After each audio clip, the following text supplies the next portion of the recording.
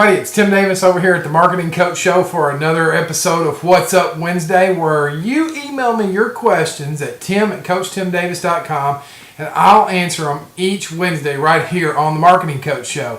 Now, listen, the contests are still running. We're going to give away one free hour, an hour long worth of coaching.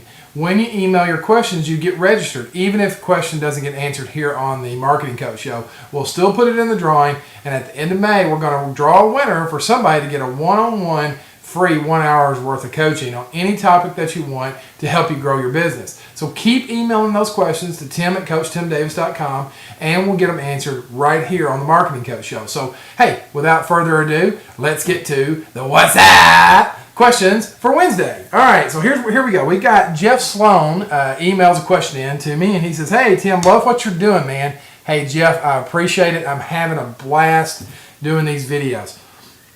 Anyway, he says he's been trying to step up his game. The area he seems to have the biggest problem with is cold calling. Who likes to cold call? No kidding, Jeff. I have a problem with cold calling. I don't like cold calling either. Let's go on and see what else you got to say.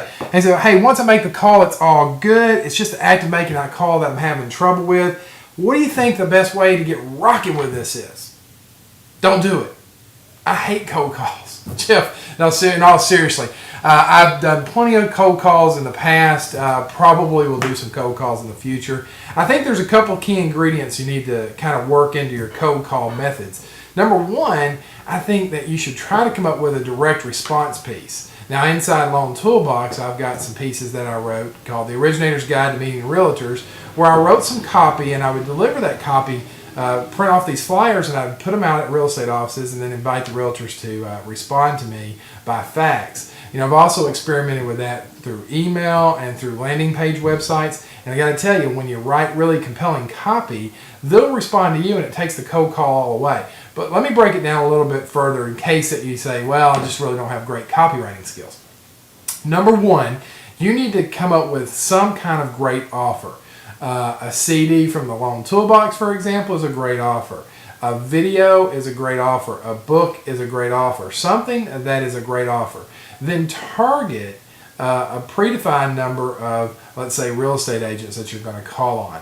Send them out some information that says, hey, listen, we have an offer to get a free coaching CD. We have an offer to get a free book. We have an offer to get a free video that retails for whatever dollar amount that you want to place on that product. However, we have limited quantities, so put the law of scarcity in there. Then have them respond to you. Respond via email, respond via fax, respond to a call capture number. Whatever your response method is, make sure you have a way for them to respond. So, like for example, we just did a seminar for real estate agents. We had somebody videotape it. Now we're going to get that videotape back, and it's going to be our leader for our loan officers this year when they are going out to meet realtors. We're going to say, hey, listen, would you like the Millionaire Agent DVD, $197 value, yours free, but limited quantities. You have to respond by this date. So let's recap. Get an offer, put a dollar amount with it, put scarcity on it, make it limited quantities, get it out there through some medium. If your budget's low, make some flyers, get it out there through flyers, and get a lot of them out there. You'll get some responses. And then when you go on your cold call, here's the question you got to ask when you get in there. Who else do you know? I have a few extra quantities of my CD left. Who else would you know that would like this? That's another real estate agent that you work with. They'll give you that name and number. Then you're calling on them saying, hey, I was meeting with Joe or I was meeting with Betty. They said they responded and got my free coaching CD. They said you would like a copy of it as well. I told them since they were a friend of yours, I had an extra copy for you. That's why I'm calling today. Takes the whole cold call thing right out of the picture. And Jeff, I want you to do that. I want you to have great luck with it. I've been doing it for years, been teaching loan officers for years how to do that. They're having great success with it. In fact, one of my coaching clients, Paul Dunn, killing it with that kind of technique. So, hey, Jeff, appreciate the question. Your name's going in the hat for the free coaching session. That's awesome. Thanks so much for emailing me. All right, we got another question comes from Franklin. And he says, hey, Tim, here's my What's Up Wednesday question. Which, by the way, I was looking at the Budweiser commercials. You guys remember those? The old commercials? What's that? Okay.